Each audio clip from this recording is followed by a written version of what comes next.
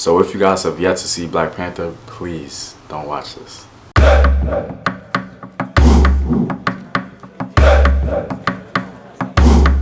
What up, African world? It's your boy Home Team here. I'm back at it with another video of African history, culture, and worldview. And remember, if you guys want full access to exclusive videos, sources, and courses, you guys can support the Home Team on patreon.com. The link is in the description box below.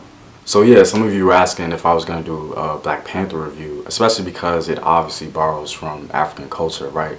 So I definitely wanted to do a review, but I kind of wanted to do it from a different angle. This is going to be a review that identifies and highlights elements of the film that specifically relate to African history, culture, and worldview. Because you know that's what this channel is about. So let's begin.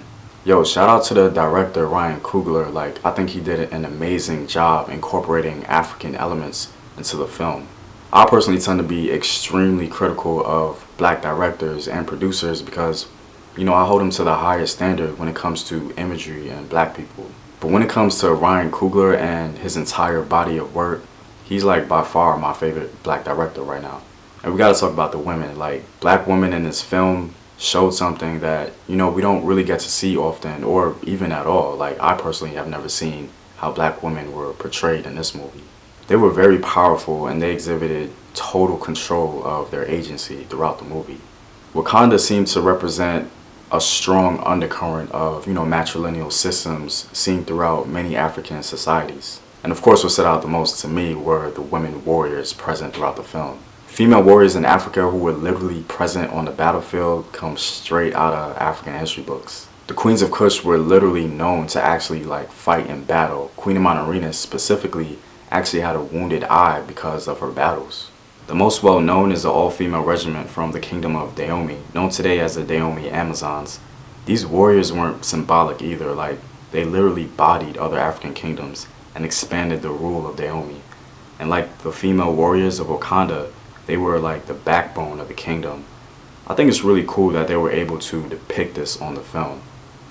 Now let's talk about some of the African ethnic groups in the film. Now there were elements of African cultures throughout the whole film, like the Basotho blanket from the Basotho people, the Zulu headdress that T'Challa's mother wore, and some elements of the Maasai people. But it's interesting to see the clear-cut ethnic groups they chose to represent the Wakanda Council, and especially the warriors represented when the throne of Wakanda was open to any challengers. These African ethnic groups represented in full were the Tuareg, the Maasai, and the Himba, and other ethnic groups from southern Ethiopia. I was a little surprised that when it came to ethnic group inspiration or representation, they took more from East Africa and Southern Africa than from West Africa. Now I know technically I wasn't really supposed to be surprised by that, but I was. Like, I know, for example, when it comes to Southern African influence in the film, the language used for the Wakanda people was isiXhosa, which is like a Bantu language used in Southern Africa, from my understanding. I really hope I got that click right. Shout out to the Bantu. But yeah, from my understanding, Wakanda is believed to be from that general region, so yeah, that makes sense. So let's focus on some West African elements seen throughout the film. Like, the very first thing that stood out to me personally was the architecture of Wakanda.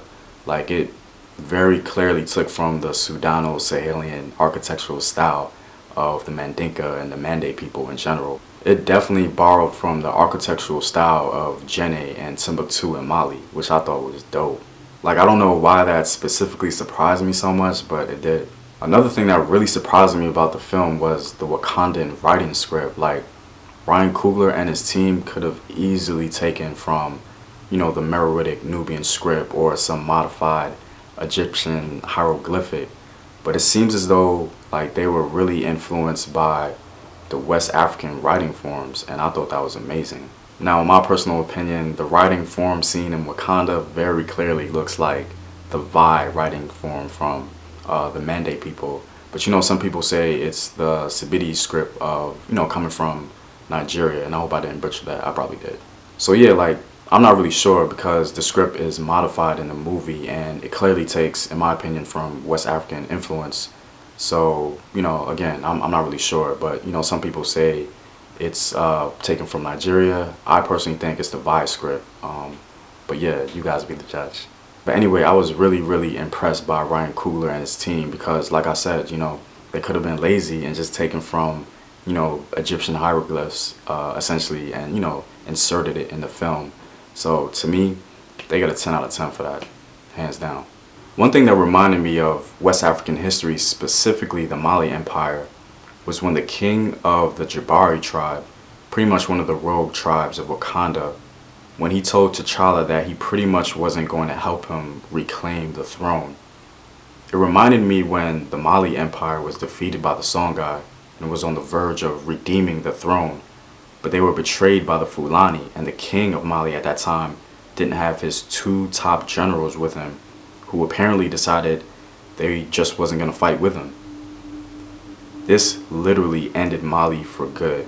But ultimately, the Jabari decided to help out, and that really helped save the Wakandan throne.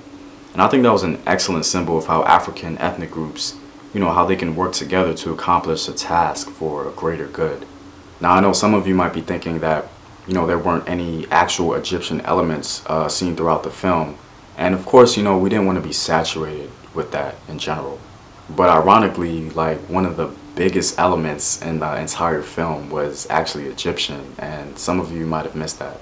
Like, the Black Panther god itself is actually taken from the Egyptian pantheon.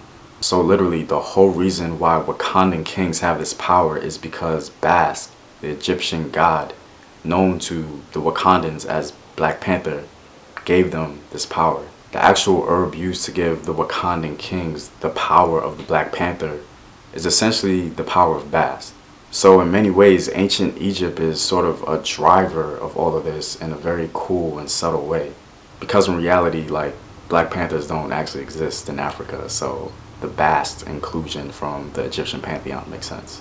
One of my favorite parts of the movie, hands down, is how Ryan actually incorporated some of the grievances of the African diaspora toward Africans on the continent. He did it in a way that maintained the fact that we're all family, but also that, there's a lot of work to be done. I thought it was absolutely genius, and here's why. Killmonger wanted to use the power of Wakanda to save the diaspora, basically, and told T'Challa that, he has a responsibility as an African king to save all black people. And T'Challa, from a very historical African perspective, said to Killmonger, yo, like, I'm not the king of all black people, I'm the king of Wakanda. And this dialogue so accurately depicts the worldview of Africans versus the African diaspora, historically speaking. Also, when Killmonger was fighting T'Challa for the throne and he broke the spear in half so that it would be more mobile and lighter and easier to use, that moment represented Shaka Zulu in full, how he changed the military culture of the Zulu and invented a new fighting spear and fighting style. It also represented Killmonger's desire to change the military culture of Wakanda to basically conquer the world. Like, I really need you guys to understand, when Killmonger did that, like, he perfectly embodied Shaka Zulu and his military genius and ideology. So Killmonger in many ways represented an African revolutionary, just like Shaka Zulu, who tried to change the mindset of African people or Wakandan people. And for me personally, the most satisfying part of the movie is how they acknowledge and even honored in many ways the Africans who refused to be enslaved. In the end, as Killmonger was dying and T'Challa said he could save him pretty much if he wanted, Killmonger basically said, I refuse to be a slave in Wakanda. I'll honor my ancestors who jumped from the ship because they knew death was better than enslavement. That was really deep on many levels, and I really like how they incorporated that.